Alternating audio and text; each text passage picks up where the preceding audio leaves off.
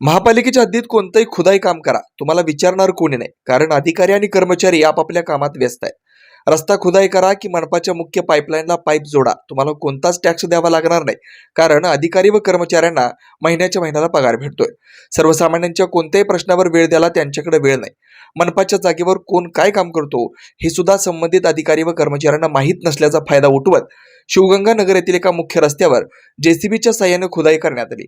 पण खुदाई करण्यापूर्वी या भागातून येणाऱ्या जाणाऱ्या वाहनधारकांची, विडी कामगारांची तसेच येथील रहिवाशांची कोणतीच पर्यायी व्यवस्था न केल्यानं अनेकांना अडचणींना सामोरं जावं लागलं.